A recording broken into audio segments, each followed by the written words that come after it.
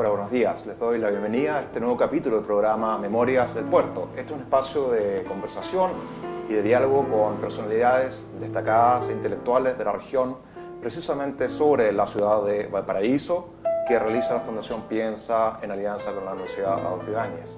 En esta ocasión nos encontramos en el Parque Cultural de Valparaíso y vamos a hablar con el director del Parque Cultural, Jorge Culón. Muchas gracias, Jorge, por estar hoy con nosotros. Hola, buenas.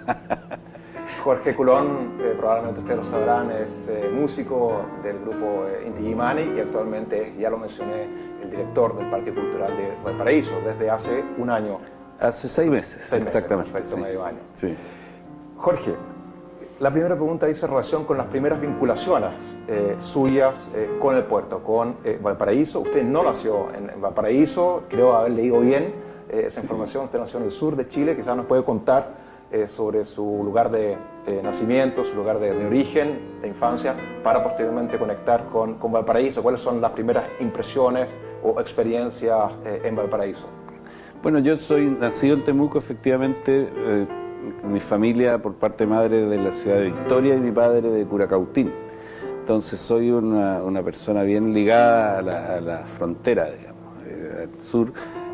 Pero crecí, en realidad estudié y crecí en Santiago hasta los 24 años, época en la que tuve que salir exilado, digamos, durante 15 años.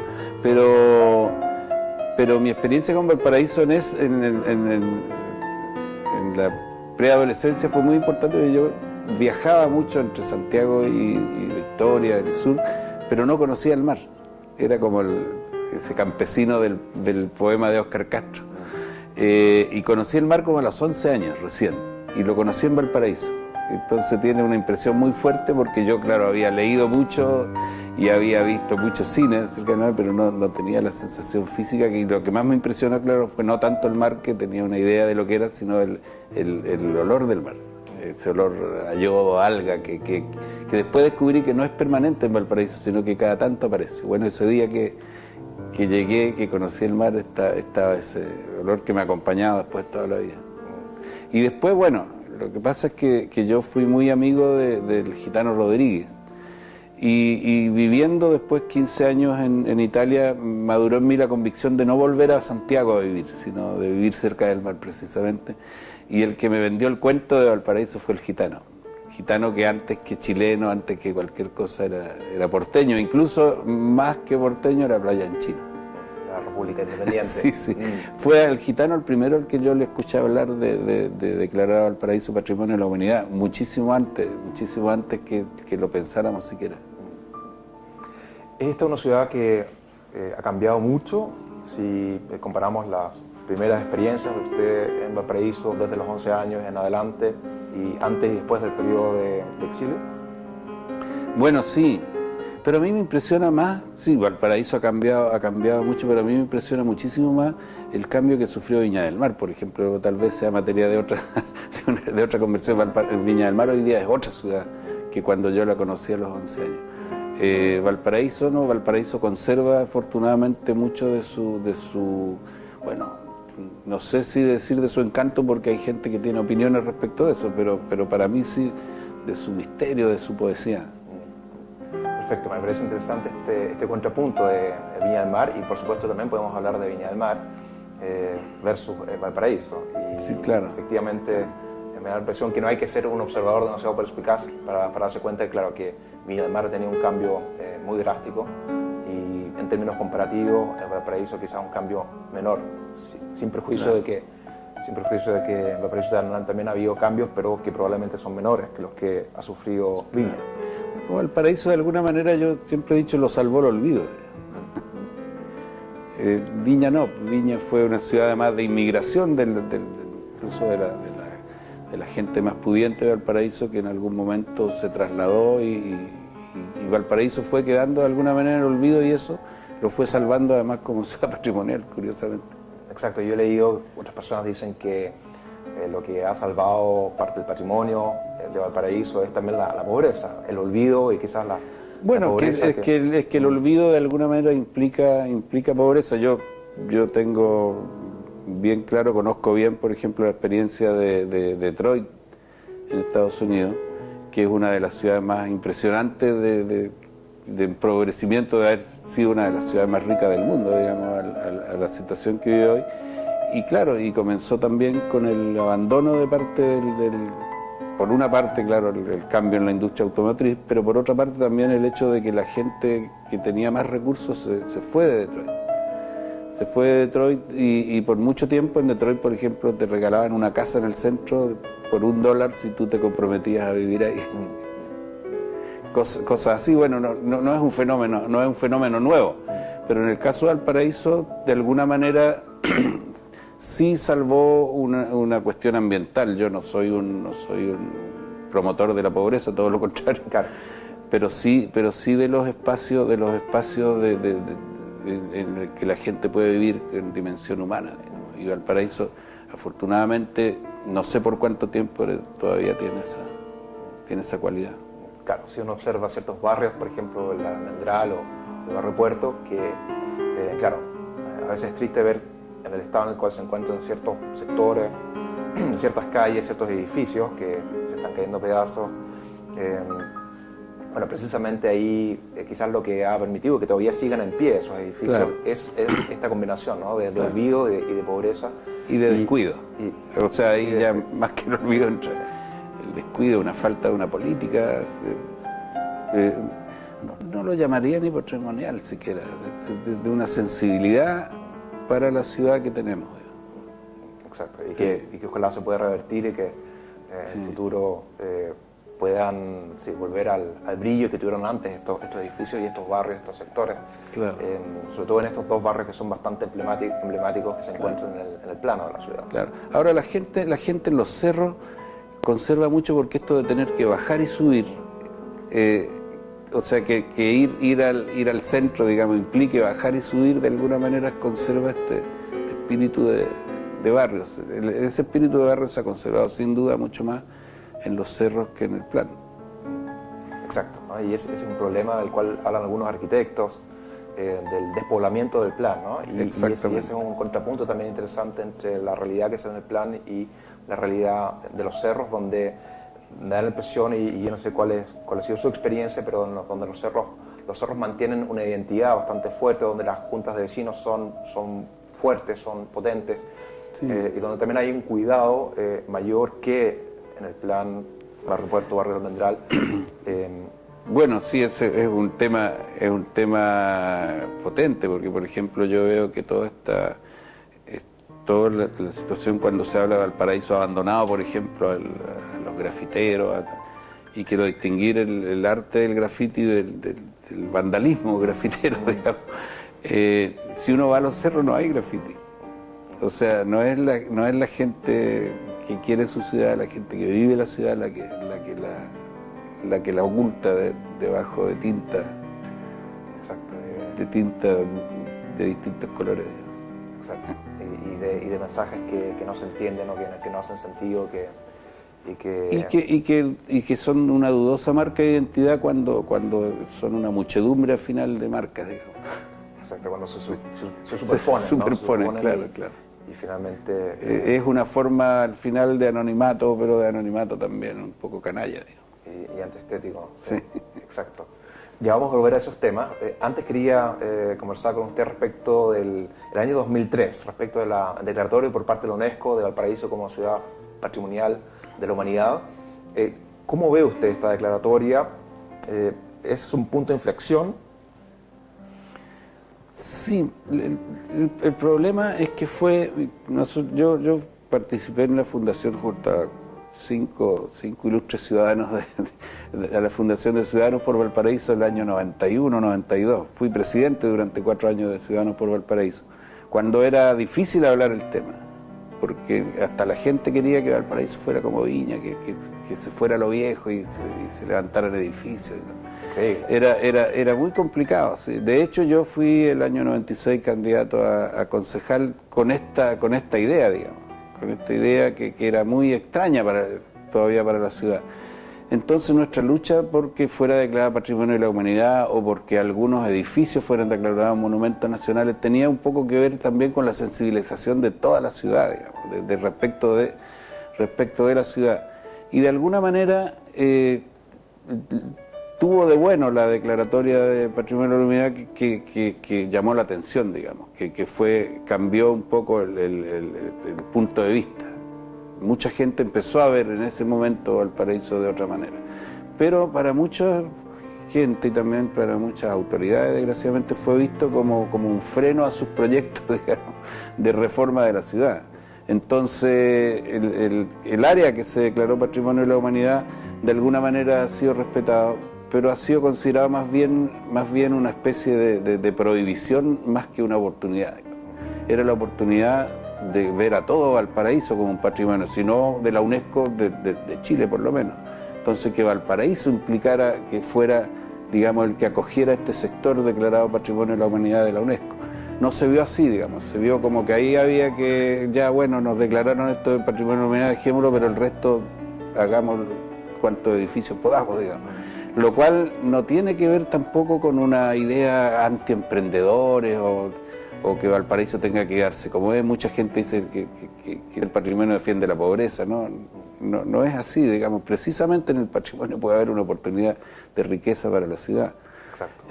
Pero hay que entender, hay que tener sensibilidad respecto de los espacios en que vive la gente, respecto de que si se hace un edificio, no sé, como el del Cerro Mariposa, que es un muro que priva además de lo único que tiene la gente pobre de Valparaíso, que es la vista.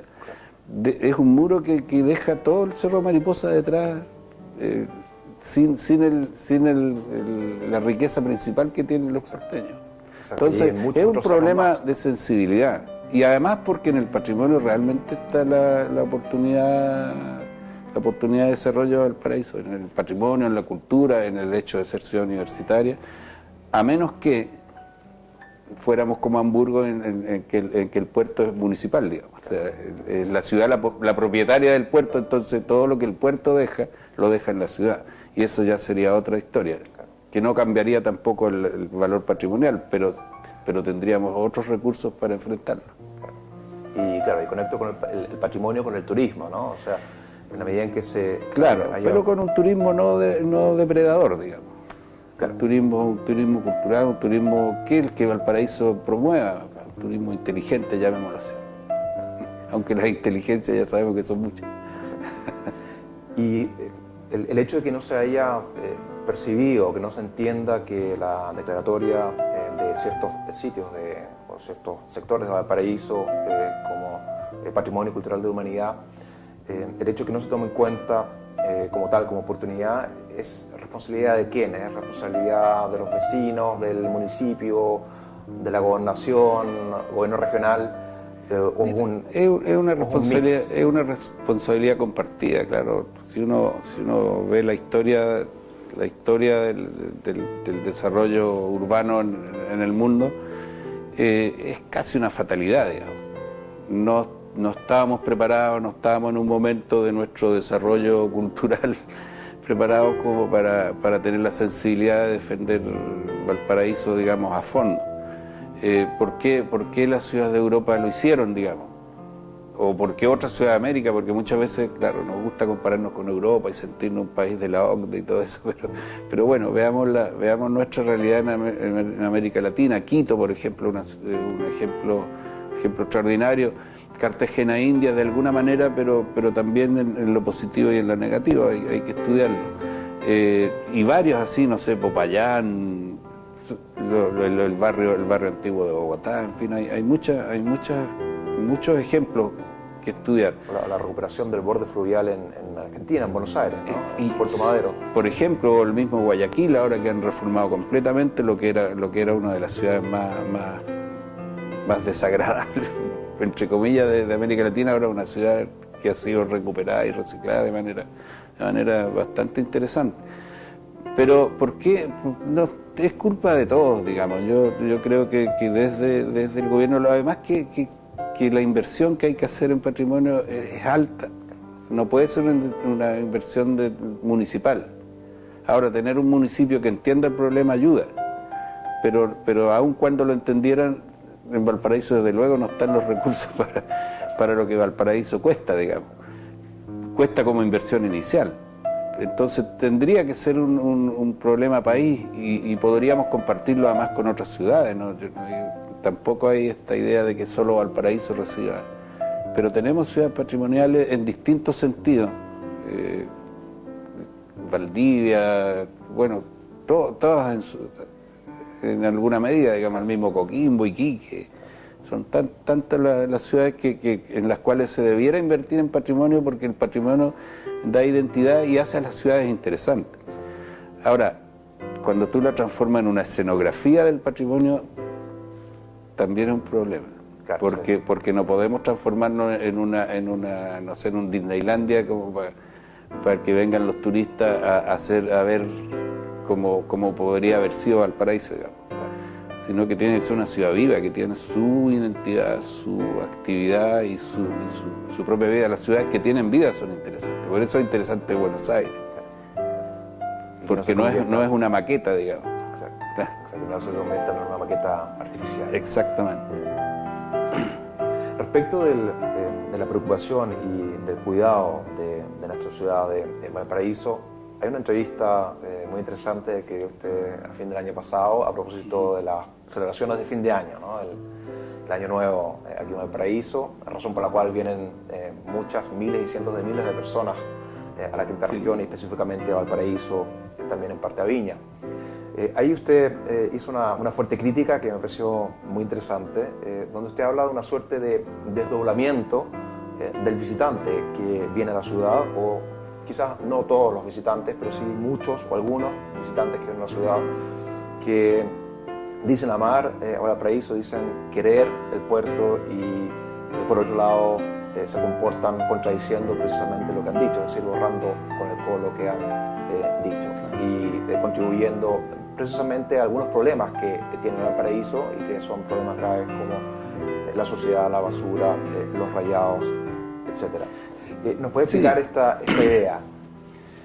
Sí, incluso yo quiero ampliarlo un poco, digamos. O sea, hay mucha gente que tampoco que viene, que a lo mejor no ensucia, digamos, que tiene otro nivel cultural o otra relación, pero por ejemplo quiere llegar con sus autos gigantescos que en las calles de Santiago, pues hasta el último rincón de Valparaíso, también creando un problema muchas veces de tráfico, de estacionamiento, de paso para los vehículos de emergencia, en fin. O sea, cuando se declara todo este amor por Valparaíso, que sea un amor consecuente, o sea, uno no sé, pues si uno está enamorado no deposita en el objeto de su amor lo peor de sí mismo, digamos, sino trata de entregarle lo mejor de sí mismo. Y Valparaíso es una realidad frágil porque no es una ciudad que tenga tampoco recursos como para enfrentar situaciones así. Para mí un buen ejemplo es a mí no me cabe duda que la gente que se acumula casi como los lobos marinos en una roca así en la Plaza Aníbal Pinto. No me cabe duda que tienen amor por Valparaíso, lo pasan bien aquí, que encuentran amistad, encuentran... Entonces, ¿cuál es la razón, digo yo, para destruir ese ambiente que los acoge? Entonces, esta es una ciudad que acoge y que puede ser mucho más, digamos, no solo una ciudad de turismo, porque el turismo tiene algo de tratar de sacarle plata al que llega, digamos, que no es muy elegante. Valparaíso no, porque tú te puedes divertir también sin gastar acá.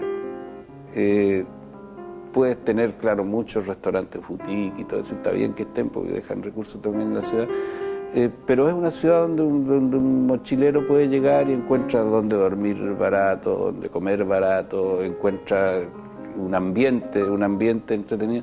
Entonces yo creo que les podemos pedir a todos ellos que respeten la ciudad. Que respeten una ciudad que no tiene muchos recursos, que los recibe, que los acoge, pero no tiene mucho que ofrecerle en servicios, por ejemplo.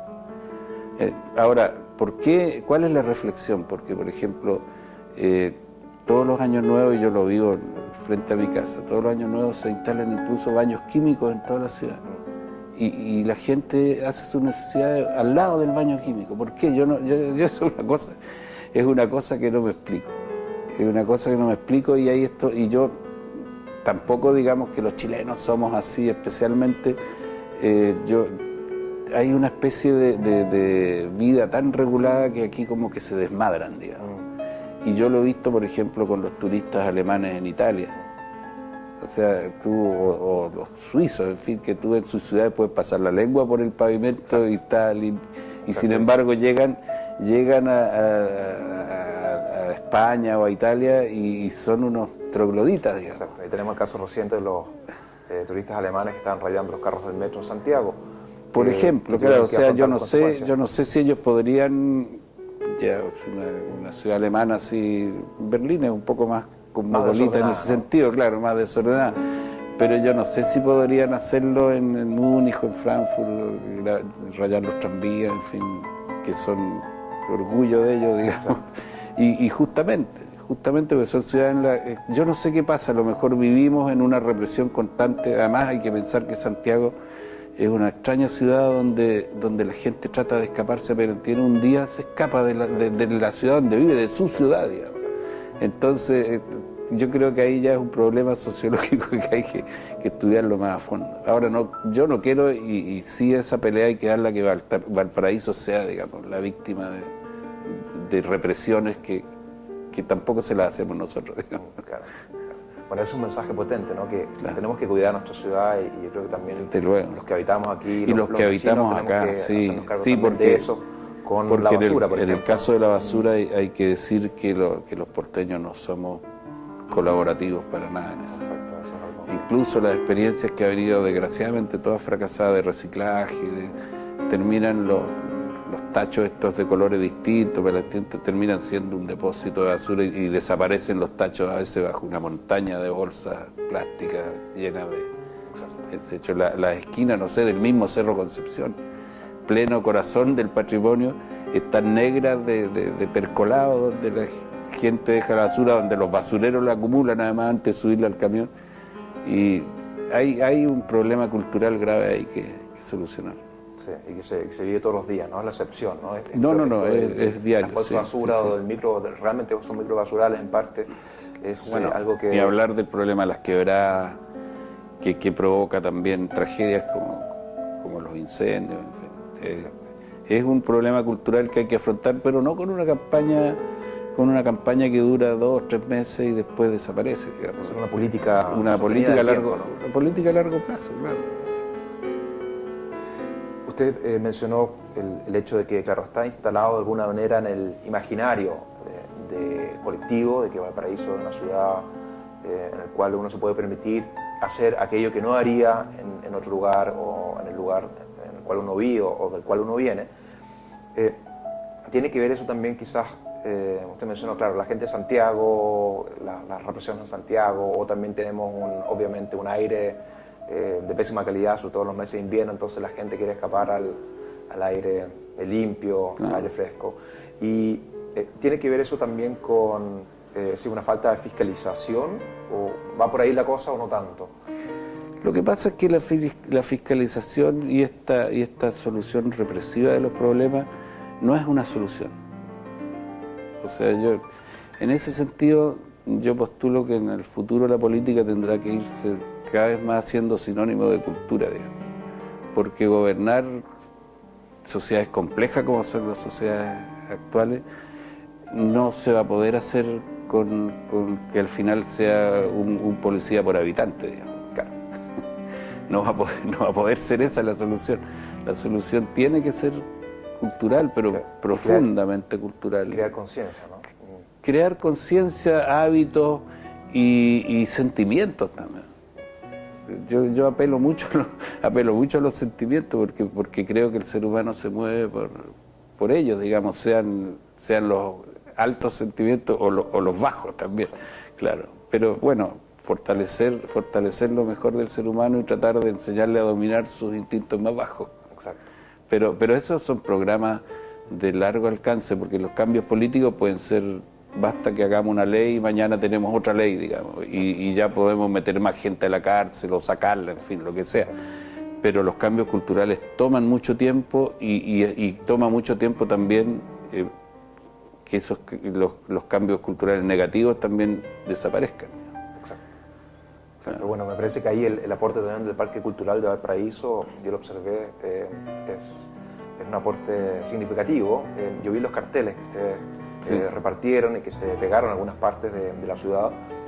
A propósito de las celebraciones de fin de año, quizás eso también se podría hacer para la fiesta de los 1000 tambores. Por ejemplo, los 1000 tambores este año esperamos una vez más ser, por ejemplo, aquí nosotros hemos tenido ya 2 años, a mí me tocó el año pasado, el comienzo y como el centro de donde parte todo esto, y puedo dar fe que a pesar de que aquí hubo muchísima gente, sobre las 1000 o tal vez 2000 personas, se fueron y el parque quedó impecable, ni un papel en el pasto, digamos. Entonces también ahí hay una cosa que ver, y yo creo, y ahí lo he conversado con la gente que organiza 1000 tambores,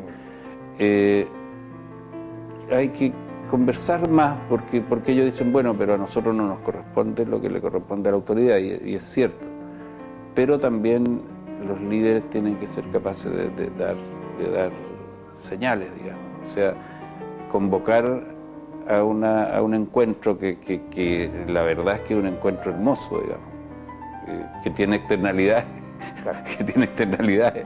bastante desagradables, pero bueno, los mismos convocantes debieran contribuir desde la convocatoria, desde el llamado a, bueno, vengamos a una ciudad que nos acoge y respetemos.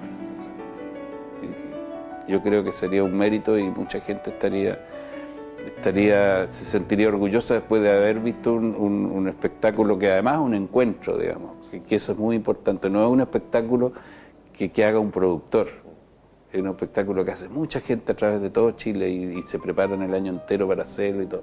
Bueno, si además a eso le agregan el orgullo que se fueron y la ciudad quedó limpia, claro, me parece que es una gratificación más. Sería fantástico. Sí, claro. Y por último, me gustaría, ya estamos abordando algunos temas relativos con los problemas, con algunas problemáticas graves que tiene Valparaíso, y por último me gustaría abordar el siguiente tema que tiene que ver con el desarrollo urbano de Valparaíso hacia el futuro, y dice relación concretamente con dos grandes proyectos. Ya hablábamos respecto del tema de los edificios que se han puesto en ciertos cerros, lo que mencionaba usted, y no solamente el Cerro Mariposa, sino que también muchos otros cerros más. Cerro Barrón, Placeres, son muchos. Etcétera, mismo Alegre en la parte superior, etcétera. Y estos dos proyectos son los que todo el mundo conoce, respecto a los cuales se ha hablado mucho, el T2 y el Módulo Barón. ¿Cómo abordar esa problemática del Módulo Barón? En primer lugar, luego podemos hablar del T2.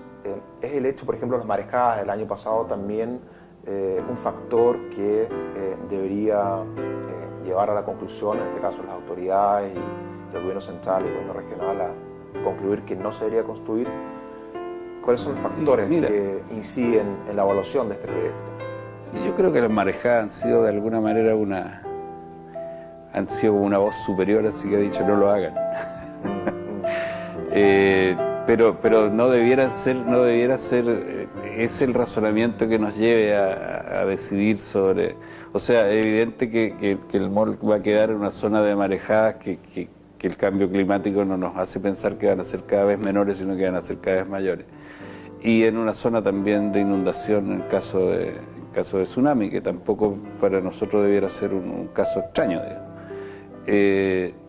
Pero además hay cuestiones prácticas y lógicas. ¿Dónde están los grandes centros comerciales en Estados Unidos, por ejemplo, ya que estamos tratando de meterle esa matriz fatal a nuestro país encima, digamos? Ya, pero admitamos que fuéramos capaces de soportarla, cosa que yo dudo. Pero ¿dónde están? En los grandes ejes viales. O sea, ¿qué indicaría la lógica? Que un gran molde de ese tipo estuviera en el Camino de la Pólvora, por ejemplo, donde presta servicio con buena conectividad con Curauma, con Valparaíso, con todo el programa que hay además de contacto desde el Camino de la Pólvora hacia los cerros desde arriba. También va a tener un acceso muy fácil desde los distintos cerros o barrios de Valparaíso. Sería lo lógico hacerlo ahí. Los planes reguladores de las ciudades canadienses o norteamericanas, que es el modelo que nosotros parecemos seguir muy religiosamente, indican que esos son los lugares donde se debieran instalar estos grandes centros comerciales. Yo no he visto, salvo en Chile, no he visto remodelaciones de los puertos, de los bordes costeros, porque partamos de la base que el puerto actual, los puertos actuales ya no son, desde luego, han cambiado violentamente y de repente no somos capaces culturalmente de entender que los puertos no van a ser nunca más lo que fueron, digamos. La tecnificación del transporte marítimo hoy día es total. Si antes llegaban barcos con 40, 50 marineros y había 200 personas descargándolo, hoy día llegan barcos muchísimo más grandes con 8 tipos altamente tecnificados que descargan en un día y se van. Entonces eso implica una relación con la ciudad que también tiene que cambiar. Entonces tampoco puede ser, porque la capacidad de movimiento de carga que tienen los puertos modernos es enorme, y tampoco puede la ciudad pagar el pato de esa. O sea, no podemos transformar todo el borde costero de Valparaíso en un depósito de container, por muy rápido que se cargue y descargue. Vamos a tener, y se habla, creo que de 6 pisos más o menos, un equivalente de edificio de 6 pisos que van a estar. Yo creo que eso es un crimen para la ciudad, que además a la ciudad no le deja ningún beneficio económico. No es verdad, el puerto no le deja a Valparaíso ningún beneficio económico. Bueno, y tiene que haber un diálogo con la ciudad sobre el espacio que se ocupa, sobre la funcionalidad, o sea, ¿qué es una ciudad? ¿Qué es una ciudad como Valparaíso? Todos esos diálogos están ausentes en esta. Actualmente, así como ha evolucionado el transporte marítimo, también la construcción de puertos ha evolucionado enormemente, y Chile tiene 4.000 kilómetros de costa, o sea, tampoco es necesario que toda la carga se concentre en un punto, además al cual es difícil llegar con carreteras y con un buen transporte para camiones, digamos. Ni hablar de lo que ha significado la desaparición del tren. Incluso bastaría poner el puerto quizá 1 kilómetro más al sur o más al norte y habilitar el borde costero para la ciudadanía, ¿no? Exactamente. Y que no implicaría. Lo cual sería, ya que Valparaíso de su identidad porteña no saca nada, porque el puerto no le deja recursos a Valparaíso, implicaría sí facilitar que Valparaíso pueda vivir de otras cosas, digamos, también de su borde costero. Muy bien, con eso damos por finalizado este programa. Ya me avisan que se nos acaba el tiempo, lamentablemente. Es un tema apasionante. Apasionante, sí. Debemos haber comenzado mucho más, o haber mencionado el mall que se está construyendo ahora en la línea argentina, que en el fondo es claro. Otro centro comercial que se va a construir ahí muy cerca del sector de Barón, claro. De manera que también ese sería un factor que habría que evaluar en el momento de decidir si efectivamente se construye el mall. Exactamente, de hacer estudios de impacto del tráfico también, en fin. Una ciudad es un todo, es un organismo en que todo está relacionado. Bueno, eso quedará quizás para otra conversación. Le agradecemos, Jorge, por haber estado hoy con nosotros y por haber conversado respecto a estos temas que nos preocupan, siendo Valparaíso una ciudad patrimonial y siendo la ciudad más grande de grado sitio patrimonial de la humanidad por la UNESCO. A ustedes les agradezco su audiencia, habernos seguido. Pueden seguir este programa en el sitio web de la Fundación Piensa, y muchas gracias y hasta pronto.